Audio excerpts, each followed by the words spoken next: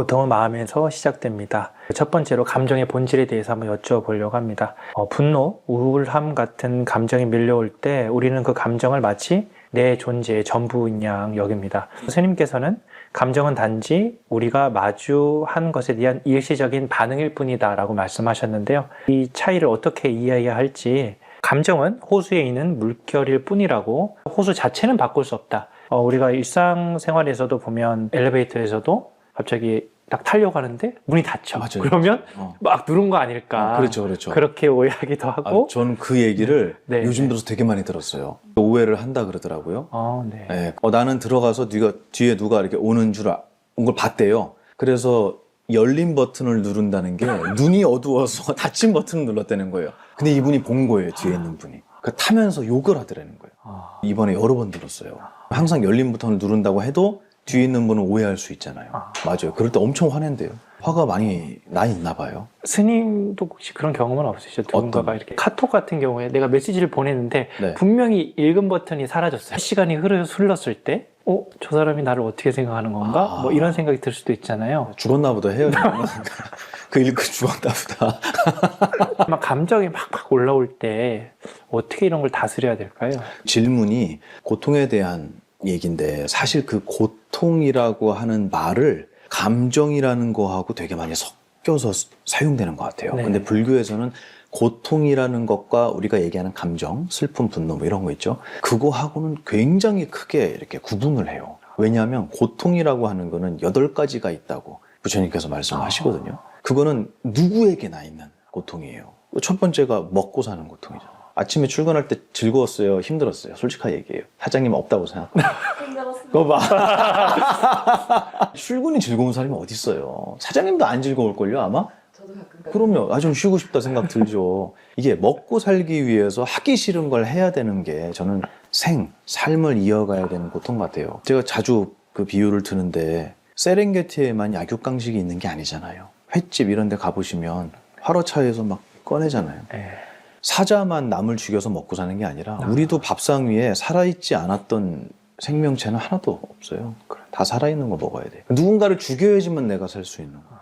이게 어떻게 보면 이 세상에 근본적으로 깔려있는 고통이 아니겠느냐라는 거예요. 나는 살아야 되고 누군가는 죽여야 되고 그래야 내가 사니까요.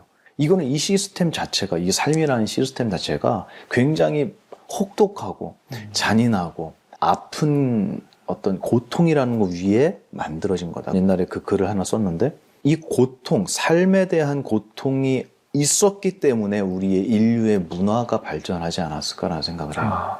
왜냐하면 삶이라는 고통에서 벗어나기 위해서 우리는 이데아를 생각을 하는 거예요. 행복한 거. 노래도 있고요. 거기에 대한 음악도 있고요. 당연히 거기에 대한 글도 나올 거고요. 나의 고통을 녹여낸 작가의 정말 눈물 젖은 원고도 탄생하고요. 더 근본적으로 가면 맹수나 아니면 자연재해의 이 죽음으로부터의 고통을 벗어나기 위해서 우리는 건축을 시작했잖아요. 이 모든 인류의 문화라고 하는 것이 크게 본다면 이 고통, 삶을 영위해야만 하는 이 무거운 고통 위에서 시작했다라고 저는 생각을 하고 또 그런 말씀을 부처님께서도 많이 해주시거든요. 그래서 먹고 사는 고통이 있죠. 그 다음에 당연히 늙는 고통이 있잖아요. 그죠? 느껴져요? 느껴지죠? 그죠? 병드는 고통이 있잖아요. 누가 그러더라고요.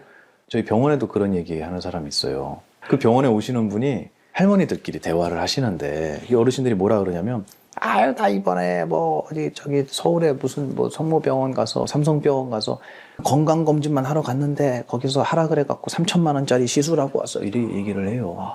근데 문제는 그 얘기가 난 가서 그렇게 큰 돈을 들여서 시술하고 왔다가 약간 훈장 같은 느낌으로 얘기를 하시는 거예요. 슬픔이 아니라 그걸 되게 자랑스럽게 얘기하시는 것 같아요. 카시오페아에서 책 나와서 3만 원이다 그러면 아깝다고 안 사는 거예요. 그거는 아깝지만 내 몸에다가 투자하는 건 아깝지 않은 거예요. 왜냐하면 누구에게나 찾아오는 병이라고 하는 것은 어떤 사람에게만 해당하는 게 아니라 공통적인 고통이라는 분모거든요. 이 고통을 해결하는 데는 3천만 원이 안 아까운 거죠. 누구나 인정하고 있는 거예요. 생로, 병, 그 다음에 죽는 고통이 있잖아요. 이 4가지는 저한테는 없겠습니까? 있죠. 저는 병 안 나겠어요? 저도 암이 발견될 거고요. 저도 당뇨가 올 거고요. 저도 고혈압이 생길 거고요. 저도 심장 질환이 있을 거고요. 100% 아닌가요? 그 중에 뭐라도 100% 온다는 거예요. 네. 언제요? 모르겠습니다. 요즘에 30대 당뇨 환자들도 많다면서요. 네 가지는 피할 수 없는 건데도 이걸 하나도 해결하지 않고 이것에 두려움을 느끼고 이것으로부터 매 순간 도망가려는 마음을 가지면서도 우리는 이 세상에서 행복을 찾고 있는 거예요. 이거를 전제한 행복이 과연 무슨 의미가 있을 것이냐라고 저희 큰 스님께서 항상 말씀하셨어요. 그래서 일단 이 네 가지, 먹고 살고 늙고 병들고 죽는 누구에게나 처해져 있는 이 고통을 해결할 수 있을까요? 없을까요? 없죠. 근데 이걸 해결할 수 있다고 한 분이 부처님이에요. 그래서 제가 농담으로 여러분 아들이 어머니 저 생로병사를 해결하기 위해서 오늘부터 맨발로 밥그릇을 하나 들고 길에서 얻어먹으면서 평생 살겠습니다 하면은 뭐라고 하겠습니까? 등짝 스매싱이 날라가죠. 아빠 닮아갖고 미쳤다고, 정신없다고. 정말 무모한 얘기를 하신 거예요. 누가 그렇게 가능하다고 얘기를 하겠어요?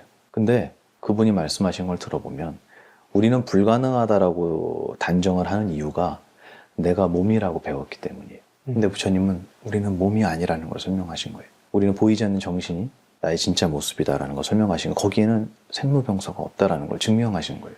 네, 다 가르침으로써 증명을 하신 거예요. 육신에는 당연히 생로병사가 따라오겠죠. 하지만 이 육신의 병을 느끼는 우리의 정신에는 병이 들 수 없다. 그래서 유마경에 그런 말이 나와요. 열에는 부처는 병들 수 없다고. 아, 나 병들어서 나 어제 괜찮은데 오늘 몸살 기운이 있어 라고 느끼는 이놈한테 몸살 기운이 있냐는 거예요. 몸살 기운을 보고 있잖아요. 나는 그걸 보는 놈이기 때문에 그 정신에게는 어떠한 것도 없다라는 걸 이제 설명을 해주는 거예요. 그러니까 이게 우리 인간이라는 존재가 가지고 있는, 저는 그걸 절반씩 나눌 수도 없다고 생각해요. 몸과 마음 또는 보이는 생겨나고 사라지는 육신과 보이지 않는 정신이라는 이 두 개의 영역을 50대 50으로 나눌 수는 없어요. 제가 볼 때. 몸은 1도 안 돼요. 정신의 영역이 훨씬 크거든요. 왜냐하면 정신이 딱 전원이 나가는 순간 이 몸은 바로 쓰러지거든요.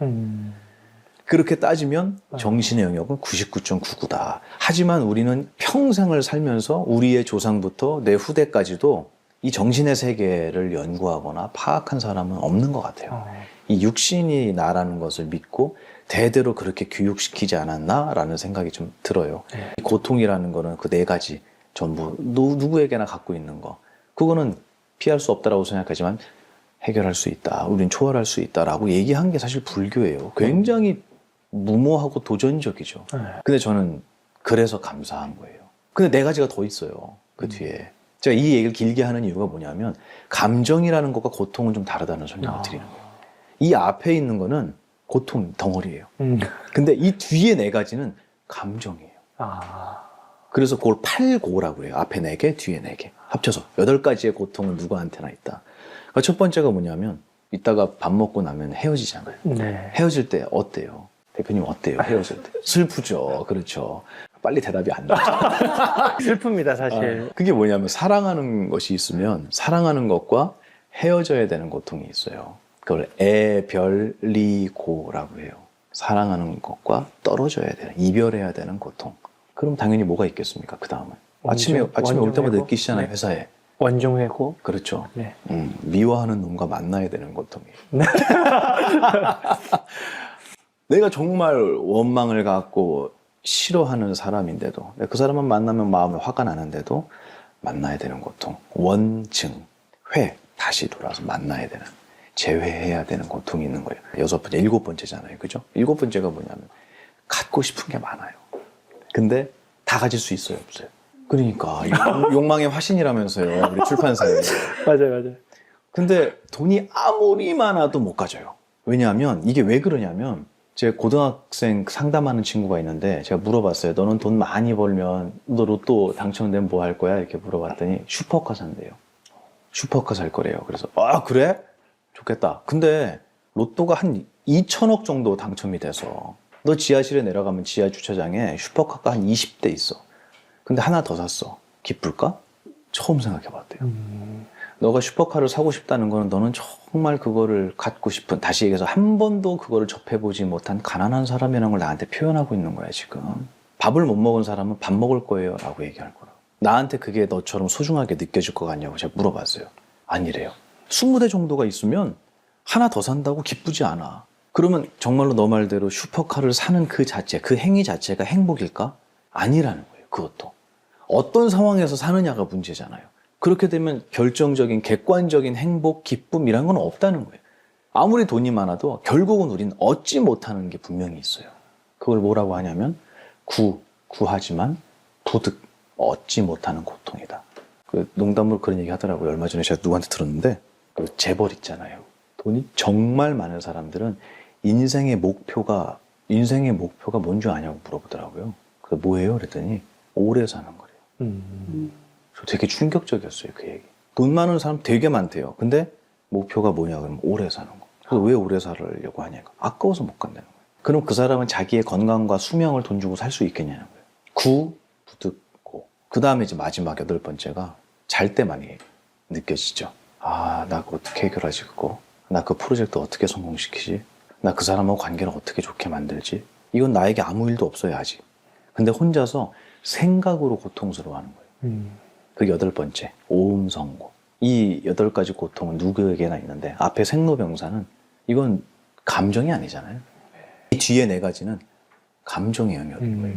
그래서 이 고통을 그냥 감정의 어떤 종류 이렇게만 보기에는 불교는 좀 더 구체적으로 그걸 나눠서 설명을 하고 있더라는 거죠. 그래서 지금 질문하신 고통과 감정의 영역을 제가 좀 구분시켜 드리는 거예요.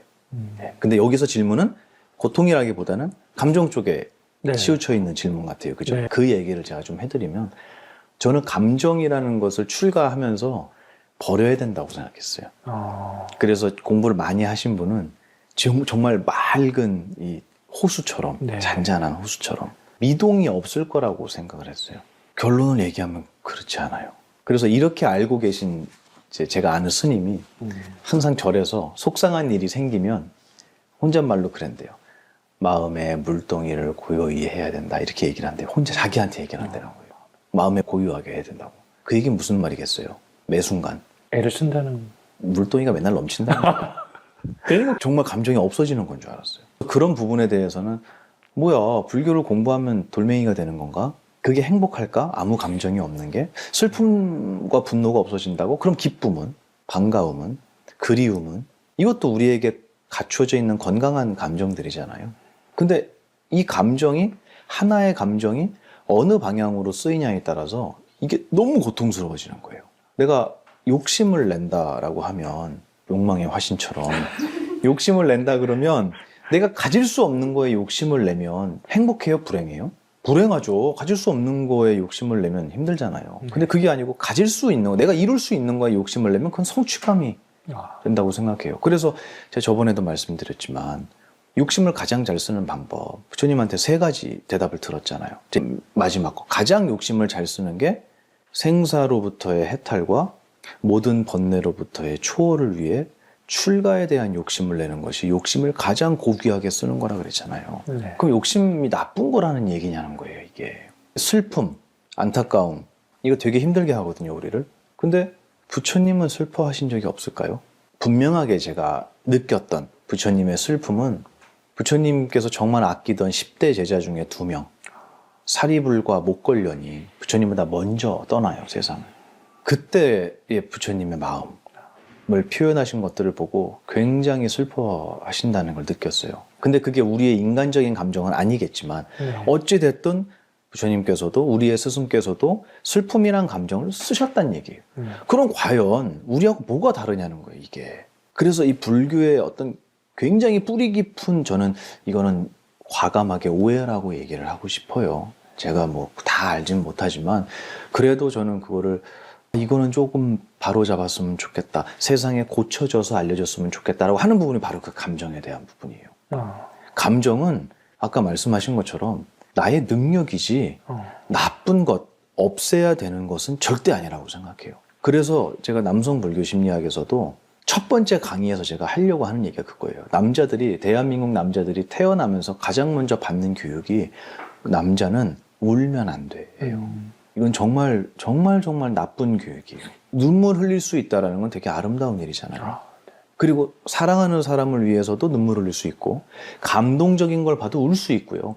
때로는 외롭고 슬퍼도 울 수 있는 거잖아요. 되게 자연스러운 거예요. 근데 대한민국 사회에서는 남자는 울면 안 돼. 울면 지는 거야. 라고 교육시키는 문화가 굉장히 오래됐어요. 남자 친구들하고 싸우다가도 누가 울면 너 먼저 울었으니까 내가 이긴 거야. 이러잖아요. 얼마나 유치합니까? 근데 이게 그대로 어른이 돼도 똑같은 거예요. 어른이 돼도. 나 힘들어요. 못 살겠어요. 저 슬퍼요. 라고 얘기하는 사람은 야, 너 그러면 안 돼. 너 그럼 밀려나. 아니죠. 슬플 때는 울 수 있잖아요. 그래서 제 큰 스님께 선생님 남자는 3번만 울어야 된대요. 그러니까 맞아 나도 알아. 언젠데요 선생님? 그랬더니 태어날 때, 아플 때, 슬플 때 이렇게 3번 우는 거예요. 다 우는 거지 않아요 선생님? 왜 못 우냐고. 저희 큰 스님은 눈물이 진짜 많으셨어요. 누구보다 눈물이 많으셨어요. 근데 우리의 눈물하고는 달라요. 제가 그 얘기를 하려고 하는 거예요. 스승님께서 화를 내시면, 분노를 표현하시면 우리의 화와는 달라요. 뭐가 다르냐면 화라는 능력은 똑같지만 이걸 왜 내냐는 거예요. 어떤 의미에서 눈물을 흘리고 어떤 의미에서 화를 내느냐, 어떤 의미에서 호탕하게 웃으시느냐, 이거는 저희하고 정말 다르다는 거예요. 감정을 조절한다라는 얘기는, 컨트롤한다는 얘기는 감정을 억누른다라는 의미도 포함되어 있는 것 같아요. 그래서 저는 그런 표현을 웬만하면 좀 지양하는 편이에요. 그거 말고 감정이라는 걸 어떻게 해야 행복하게 힘들지 않게 쓸 수 있습니까가 저는 더 명확한 제가 드리고 싶은 말씀에 대한 질문이라고 생각해요. 우리 화두를 좀 바꿨으면 좋겠어요.